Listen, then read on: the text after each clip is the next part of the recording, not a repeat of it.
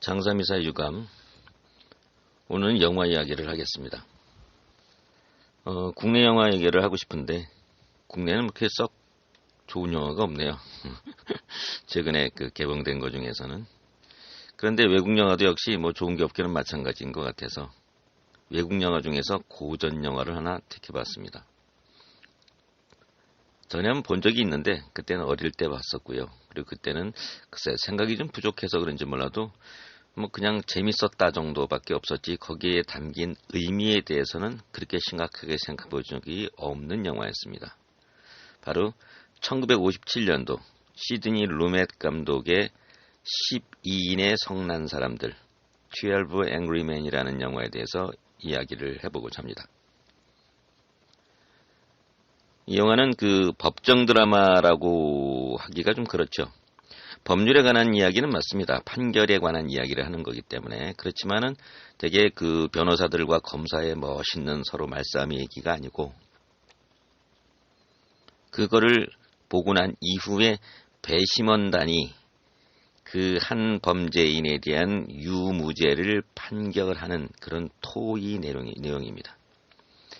사건은 이렇죠. 17살 정도로 나오는 것 같은데요. 히스패닉 계열의 그러니까 외국인이라 봐야 되는 거죠. 벌써 설정이 이렇게 되어 있습니다. 그러니까 벌써 그 당시에 1957년도에 히스패닉 계열의 소년이 아버지를 죽였다는 전제입니다. 그러니까 아버지를 살해한 거예요. 살인죄입니다. 여기서 유죄가 선고가 되면 그 당시 법률로서는 사형입니다. 그런데 구조를 한번 보세요. 1957년도 흑인들이 아마 참정권을 갖지 못했을 것 같은데요. 제 느낌이. 그 정도 나이면, 그 정도 시대면. 근데 거기 히스패닉 계열의 소년이 아버지를 죽였다. 그것도 빈민가 출신의 소년이. 누가 봐도 유죄에 가깝습니다. 근데 정말 유죄일까요? 바로 거기에 관한 이야기를 서로 나누는 겁니다. 시드니 루멧이라는 이 감독이 참 독특한 감독인데 이 영화가 바로 이 감독의 데뷔작입니다. 근데 이 영화가 왜 독특하냐고 제가 독특하다고 얘기를 하냐면은 조그만 방 안에서 시작해서 조그만 방 안에서 끝납니다. 카메라가 이 방 안을 떠난 적이 없어요. 떠나봐야 화장실입니다. 그 방에 붙어있는 조그만 화장실. 그거 외에는 시종일관 카메라의 화면이 다른 쪽으로 간 적이 없습니다. 최근에 와서 영화가 시작했다 하면 자동차 한 20대는 부시고 빌딩 하나는 무너뜨려야 되는 그런 눈요깃감의 블록버스터 영화에 익숙해진 그런 영화 팬들에게는 전혀 공감이 되지 않는 흑백 영화입니다.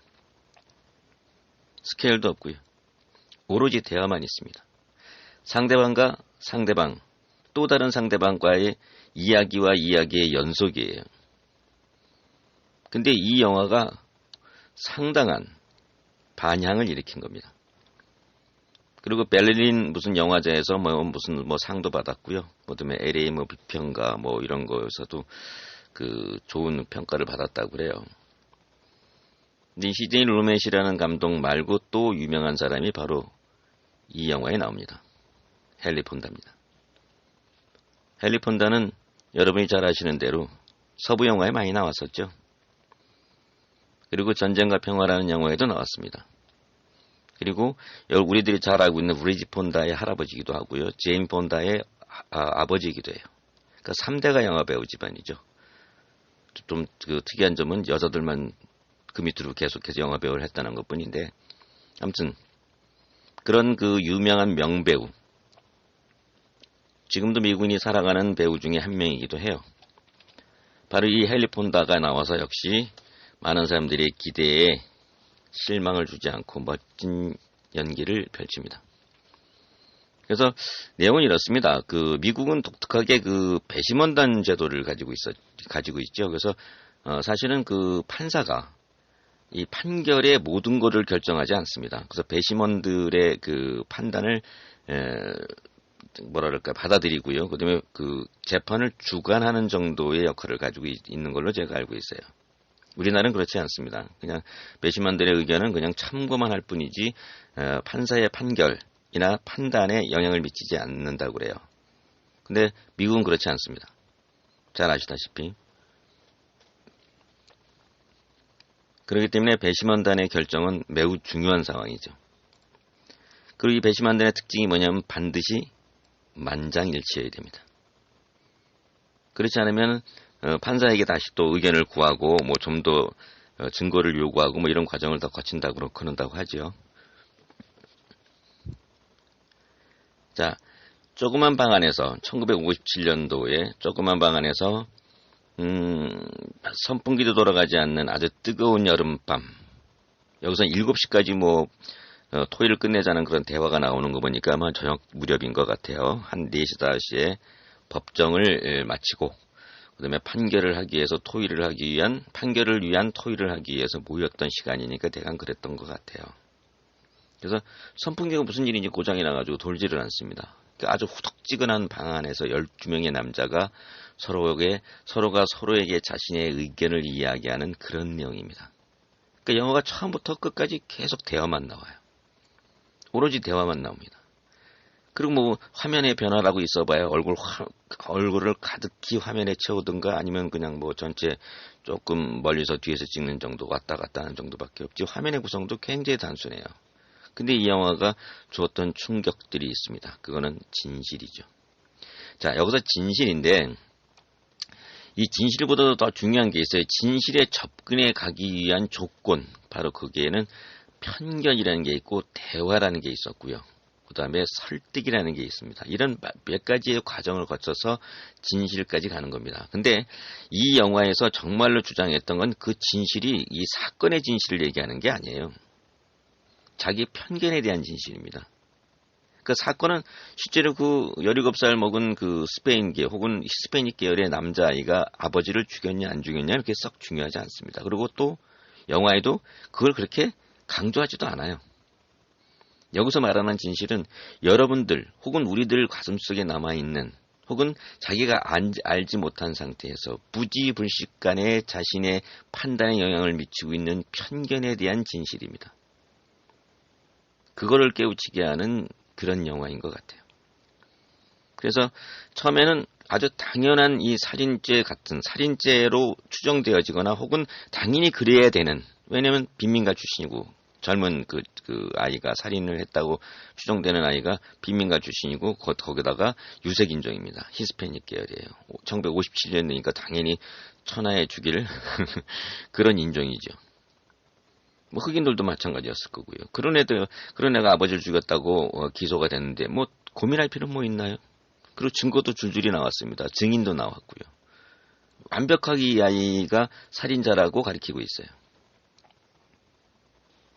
그래서 이 12명의 배심원단이 모여가지고 처음에 투표를 합니다. 자, 어떻게 하겠느냐? 만장일치로 다 기대를 했죠. 막상 투표를 해보니까 11대 1입니다. 한 사람이 반대를 한 거예요. 아까도 말씀드렸지만 배심원단은 반드시 만장일치여야 됩니다. 근데 한 명이 반대를 했으니 결론을 낼 수가 없었죠. 그래서 그 한 명한테 묻습니다.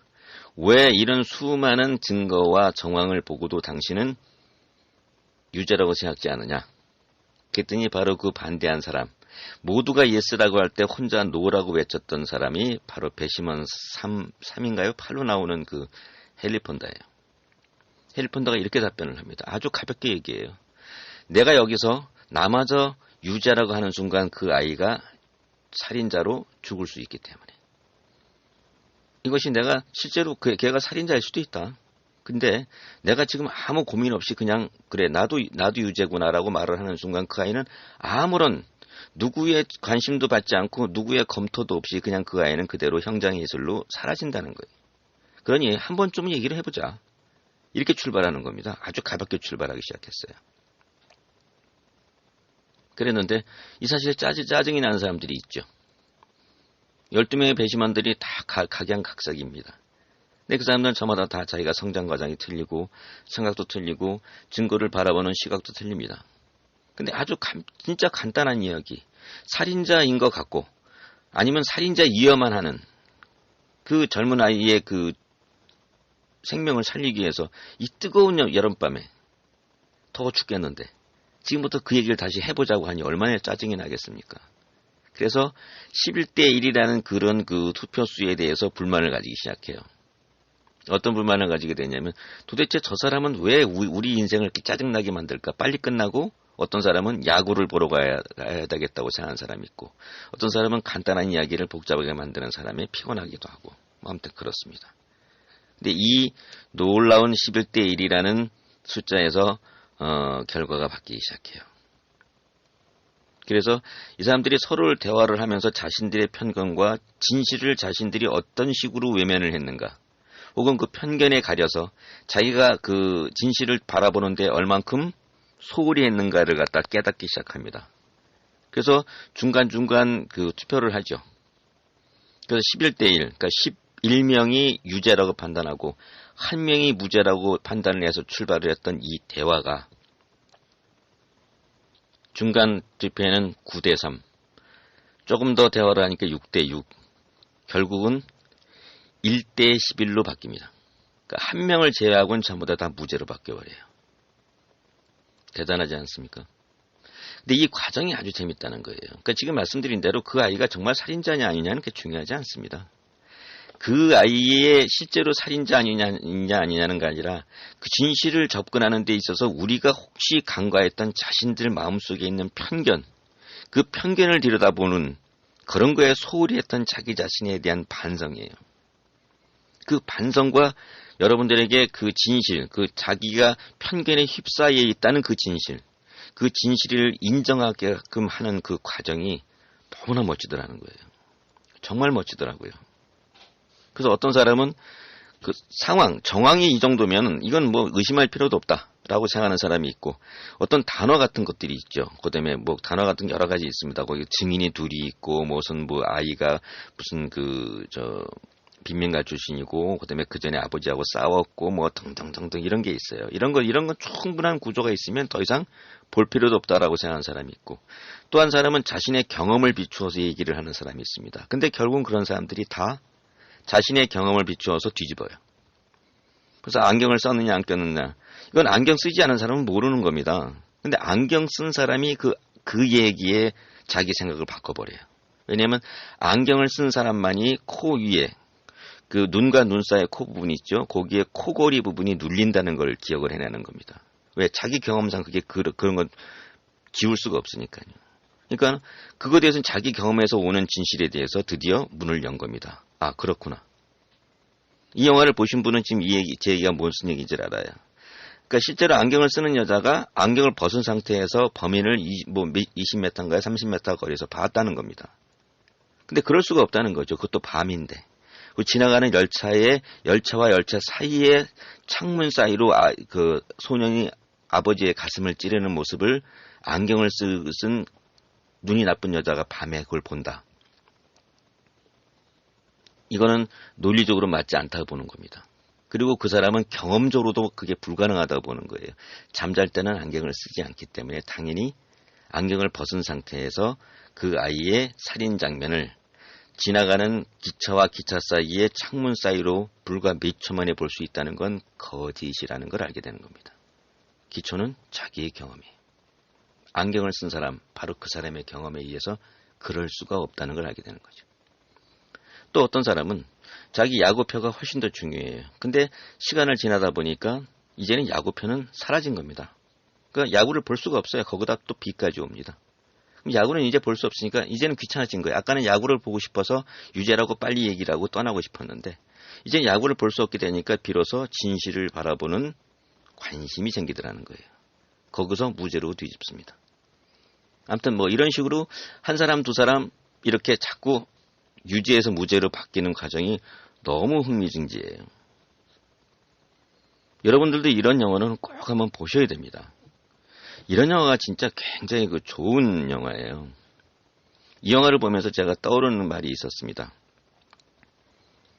어떤 미국의 법정 드라마에 있었는데 거기서 이런 말을 하더라고요. 법이라는 것은 흑과 백의 논리로 기초되어 있다. 정확하게 유죄냐 무죄냐 둘 중에 하나를 고르는 거지 유죄도 아니고 무죄도 아닐 수 있는 그런 그 상황에 대해서는 법률이 규정하지 않는다는 거예요. 규정할 수 없다는 거죠. 법률은 정확하게 흑과 백 둘 중에 하나를 선택하게끔 하는 그런 제도인데 세상 일은 흑도 아니고 백도 아닌 일이 더 많습니다. 그런데 그 법률의 잣대를 갖다 들이대면 어떻게든지 이 색깔이 조금 더 검은 쪽에 가깝다 혹은 조금 더 하얀 쪽에 가깝다는 걸 우리한테 강요한다는 거예요. 이 회색을 가지고 어느 쪽인지 회색공을 검정콩에다 넣을지 검정통에다 넣을지 흰 통에다 넣어야 될지를 우리한테 강요를 해야 되는데 우리의 손에 들린 건 회색이에요. 이 회색이 흰색에 들어가야 되는지 검은색에 들어갈지를 누가 판단할 것이냐 이거죠. 이런 불합리하고 불완전한 제도를 막기 위해서 만든 것이 혹은 보완하기 위해서 만든 것이 배심원 제도이다.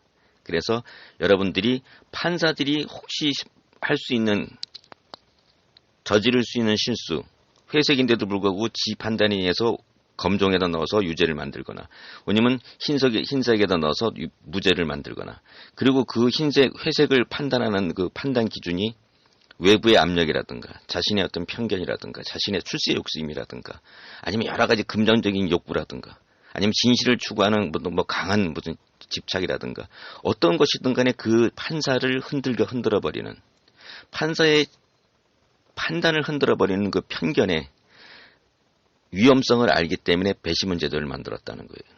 그래서 배심원 제도는 집단 지식과 집단 지성을 활용할 수 있어야 되지만이 이 제도의 진실한 가치가 나오는 것이다. 뭐 대강 뭐 이런 그 논리였던 거로 기억을 하거든요. 그 대사가 그렇게 기억이 나더라고요. 여러분들이 갖고 있는 편견 때문에 진실을 외면하거나 아니면 진실을 알려고 하지 않은 무관심이죠. 진실을 외면한 거하고 진실에 관심이 없는 거하고 또 다른 이야기입니다. 우리는 어쩌면 두 가지를 다 저지르면서 살아왔는지도 모릅니다. 바로 그런 여러분에게 자신이 담고 있는 편견의 진실을 들여다보고 그거를 대화를 하고 상대방이 어떤 식으로 설득을 하고 자기 의견을 표현하고 그 과정 속에서 자기가 갖고 있던 편견들을 조금씩 없애고 바로잡고 뭐 이런 과정을 하면서 살아가는 게 우리들이 아닌가. 뭐 그런 이야기들을 이 영화에 담고 있는 것 같아요. 그 상당히 멋진 영화입니다. 한번 꼭 보세요. 이런 영화는 나중에 어떤 상황에서 누구하고 이야기를 해도 자신에 대한 편견, 그다음에 혹은 그들에 대한 편견에 대해서 뭔가 좀 다시 한번 생각을 해보게 되는 성찰의 시간을 가지게 해주는 그런 영화인 것 같아요. 반드시 꼭 보시기 바랍니다. 네, 저는 이 12명의 사람들의 제목이 왜 앵그리맨일까에 대해서 굉장히 궁금했어요. 왜 화가 났죠, 이 사람들은? 도대체 왜 화가 났을까요? 그리고 무엇에 대해서 화가 났을까요? 전 그렇게 생각을 해요. 어떤 거냐면 자기 자신에 대한 편견에 그 편견이 만들어냈던 오판 거기에 화가 났을 수도 있고요. 그 다음에 그 상대방이 갖고 있는 편견을 발견했을 때의 분노 그것 때문에 어떤 한 소년이 죽을 뻔했던 거야. 저런 위험한 판단을 아주 정말 별것도 아닌 사소한 이유에 의해서 결정을 해도 되는 거야. 뭐 그런 거에 대한 분노. 이 분노는요. 1957년도에만 존재한 것이 아니고 2016년 한국에서도 존재합니다. 우리는 그 분노의 실체를 봐야 될 때가 되지 않았나 싶은 거죠. 거기 그 상황을 보면요. 무더운 날 선풍기가 안 나온다는 설정이 시작됐어요. 얼마나 짜증나겠습니까? 우리나라 2016년에 우리들의 어떤 사회가 그럴지도 모르잖아요. 더워 죽겠는데 선풍기는 안 나오는 뭔가 답답한 그런 구조에서 뭔가 짜증나니까 빨리 결정해 보려고 하는 거. 검토도 안 해보고 그냥 그런 걸로 그렇다니까 그런 걸로 결정을 하거나 혹은 치부하고 한쪽으로 밀어놨던 수많은 결정들에 의해서 누군가가 피해를 보지 않았을까. 그 피해자에 대한 보상은 둘째치고 그 피해자에 대한 책임 이 우리 모두에게가 다 갖고 있는 것은 아닌가. 우리들의 편견에 대해서 진솔하게 들여다봐야 되는 그런 시간이 필요해지는 것 같습니다. 이 영화를 꼭 한번 보세요. 12인의 성난 사람들 1957년도 흑백 작품입니다. 헨리 폰다 주연이고요. 시드니 루멧이라는 감독 2011년에 죽었네요 보니까. 아무튼 훌륭한 감독인 것 같아요. 데뷔작이라 그러는데 아주 멋지게 처리를 했습니다. 아무튼 뭐 얘기하다 보니까 자꾸 뭐 얘기가 좀 이상해지는데요. 아무튼 여러분들에게 추천해드리고 싶은 그런 영화였습니다. 12인의 성난 사람들. 장사미사 유감. 오늘은 여기까지 하겠습니다.